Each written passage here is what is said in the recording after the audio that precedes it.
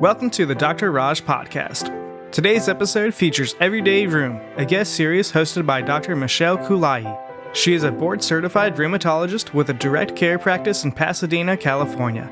She trained at the University of Pennsylvania and serves as faculty and educator at Huntington Hospital, an affiliate of Cedars-Sinai. Inspired by the conversations she has with her clients every day, this series brings practical insights in rheumatology to patients and the medical community alike. And now, here's today's episode. Hi, everybody. Welcome to Everyday Rheum, a guest series on the Dr. Raj podcast. My name is Dr. Michelle Koolaee. I'm a board-certified rheumatologist here in Pasadena. This podcast is inspired by real conversations I have with patients every day. And my goal is to bring you knowledge, support, and encouragement to help you manage your rheumatology needs with confidence. Today's episode was inspired by a conversation I had just this week with our wonderful guest, Miss Phyllis Fritz. Phyllis is a businesswoman, entrepreneur, caregiver, and an all-around amazing human. She's also a member in my practice and recently started treatment with teriparatide, also known as Forteo, for her osteoporosis. So for those who may not know, teriparatide, it's a medication that actually builds new bone. It's used in people who have a very high risk of fracture and is one of the best options that we have for severe osteoporosis. But despite its benefits, many people feel hesitant when it's recommended. And Phyllis was hesitant initially to be on this medication, and I wanted to share her story in an effort to inspire others who are in a similar situation to move forward with it if it's recommended for you. Phyllis, hi. Thank you so much for being with us here today. Happy to do this. Yeah, I hope we can help other people be able to do this program because I'm excited about it.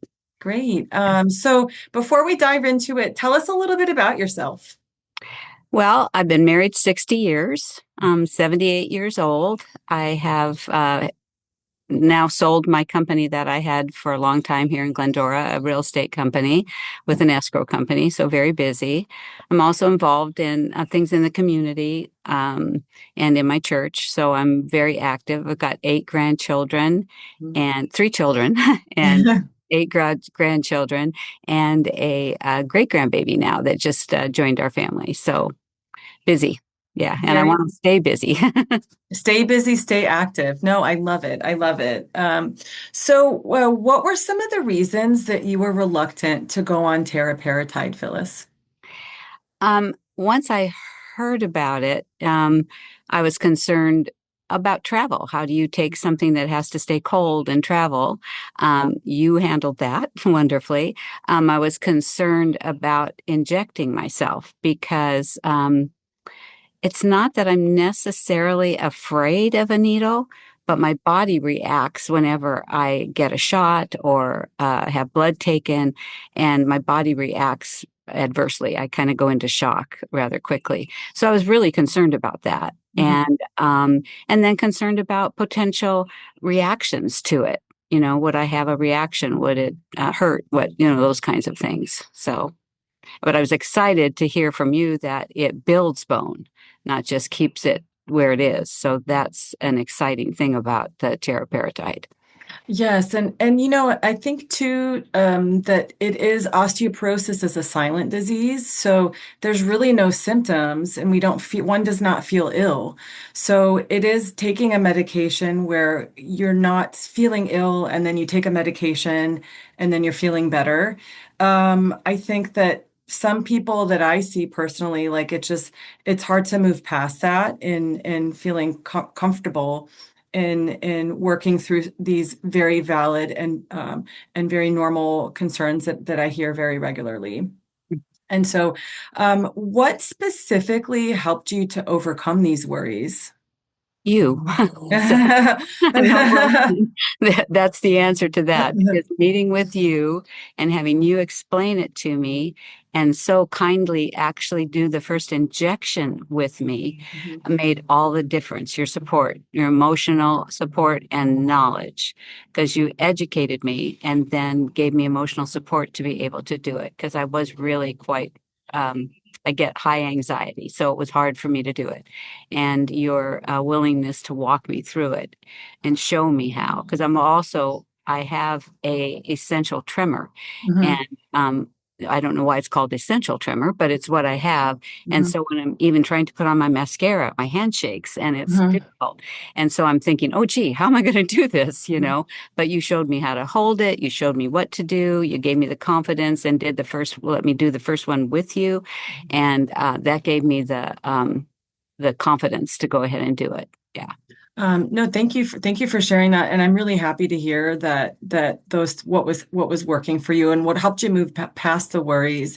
And I would say anyone else that's in a similar situation, I think that you are your own best advocate. So I think that these are very valid concerns, and that when you're preparing to meet with your rheumatologist, make a list of these things. Like this is why I'm nervous. I'm worried about about the tremor and all of the things that you're concerned about. You have to bring them up to your doctor, and just be prepared in that visit, so that you can get the support that you need.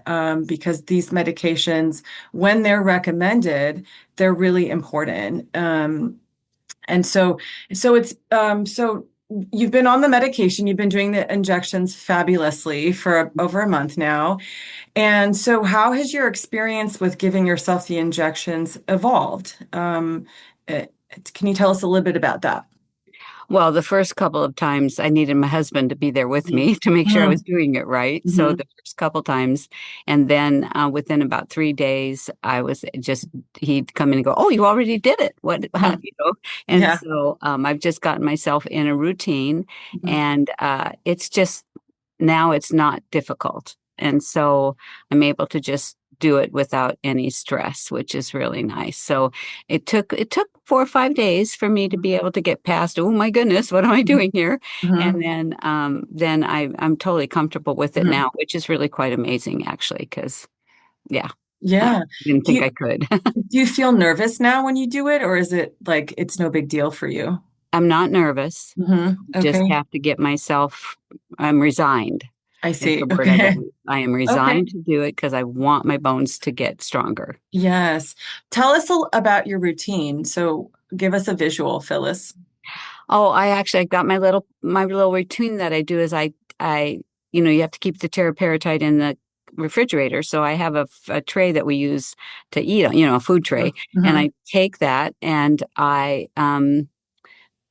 just make sure it's clean. I actually put a clean paper towel on there. Then I set the teriparatide uh, device on there. Then I um, take out the needles and the alcohol swab, and I put it on there. So then I have everything right in one place.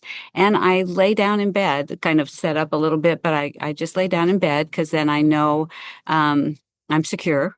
And I Mm-hmm. just have it sitting there, and I just have my little pattern there where I go through the steps and inject myself, and then that way, everything's all in one place, and I feel really comfortable. Yeah, Okay. Okay. No, and do you do it in the morning or the evening? I do it in the morning. Morning. Okay. Okay. Yep. No, and I love the word routine, and the more automatic it becomes, then it's like you're not thinking about it. You're just doing it because you're so accustomed to that. So I think it's great that you have that. Mm-hmm. So, we talked about your mom's history with hip fractures, and that puts you at a higher risk yourself for fracture. How did seeing what she went through influence the way that you thought about your own bone health, Phyllis? Watching my mother go through that, the first thing she did was break her wrist, and then that healed. Mhm. Then she broke a hip, and we were able to get her hip replacement and get her through that. When she broke her second hip, that then sent her in a spiral down where she just truly gave up. Mhm. And I stood with her while, I mean, it was not fun. She was in Mhm. a lot of pain when she broke her hip. And so managing that was, uh, hard to watch my mom go through that and have that much pain. But it was harder to watch her give up when she broke the second hip. And Mhm. she was 82 when she passed. Mhm. And I think she probably if it hadn't been for that, she would have had a much longer life. But she was happy when she died because my mother had a great faith. So she was just ready to go. She was done with the pain. She was done with having to struggle, and just felt she was going to go home to be with Jesus. So she was happy. She wasn't upset about that. So she made it easy on me from that perspective, but it was still hard to watch her go through it. And I don't want to do that. So I want to work hard not to do that. Yeah. Yeah, Yeah. absolutely. And I think that, and thank you for sharing that. I think it's really important to see what motivates you and what drives you to take care of your bone health in an amazing way that you are.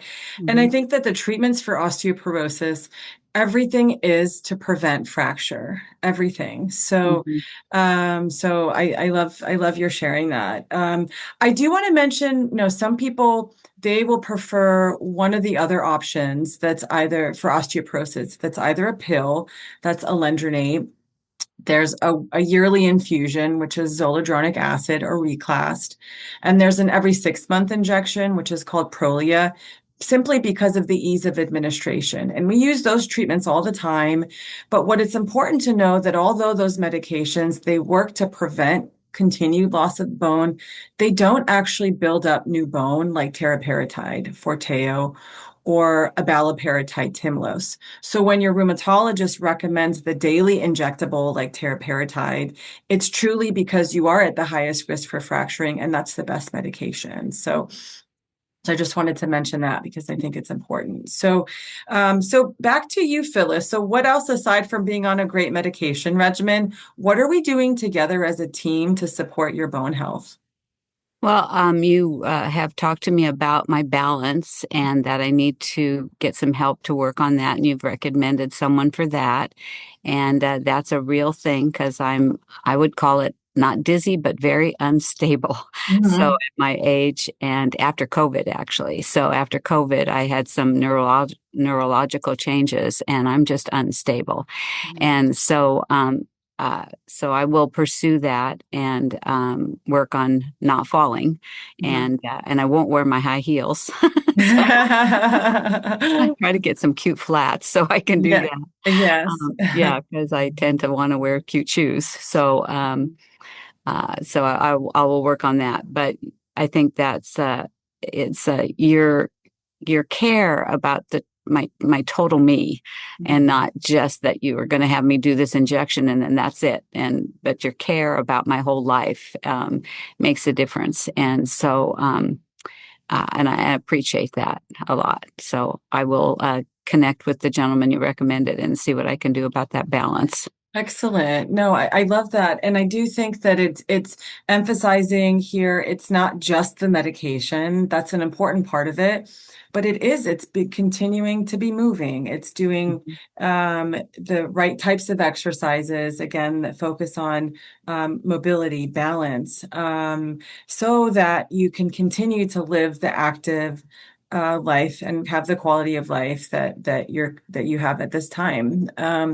So finally, Phyllis, what advice would you give to someone that is hesitant to be on teriparatide or any other daily anabolic bone building injectable for I osteoporosis? would advise them to come and see you and let you help them emotionally through the stress that they're going through to think about doing it.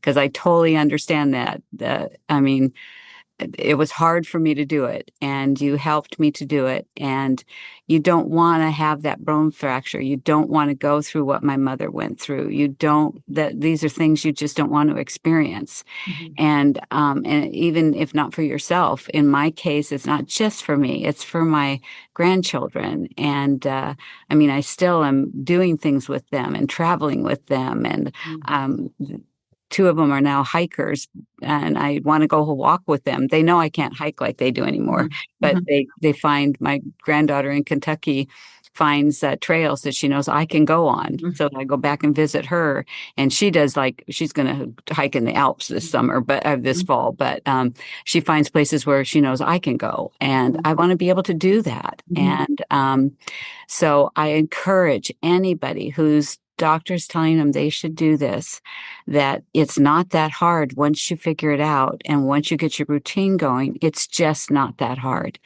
And so I encourage you to do it. And if you go see Dr. Koolaee, she will help you do it. If you let her, she'll help you. And my whole family's shocked I can do it because they know me well. So, Mom, you're doing what? What? Are you really doing that, Mom? So, because they know how I am. So, I just encourage you to fight through that fear and make it happen so that you don't go through what my mom went through. I think what you should have shared is just so powerful for others to hear. I really do. I think that you know your why and you're doing this again for all these different, to be able to do and engage with and stay connected with all these members of family and friends that are important to you. So no, I think that resonates with a lot of people. So thank you for sharing your experience, your journey, and just being so open with us today. And I know that this will really resonate with others who were hesitant about starting a treatment like this. So to our listeners, if you've been recommended a medication like teriparatide and you feel nervous about it, remember that you are not alone. These fears are normal, and with the right support, you can move through them. And as I mentioned before, osteoporosis, it's a silent disease, but with treatments like this, we have the powerful tools to protect your bones and your independence. So I hope today's conversation leaves you feeling supported, empowered, and with peace of mind as you navigate your own health decisions. Thank you so much for joining us today. Thank you for listening to another episode of the Dr. Raj Podcast. If you enjoy the show, then please make sure to follow us on your favorite podcast app and leave a rating while you're there. This show is for educational and entertainment purposes only and is not intended as medical advice. This has been a production of MedPrep2Go, and you can learn more at medprep2go.com.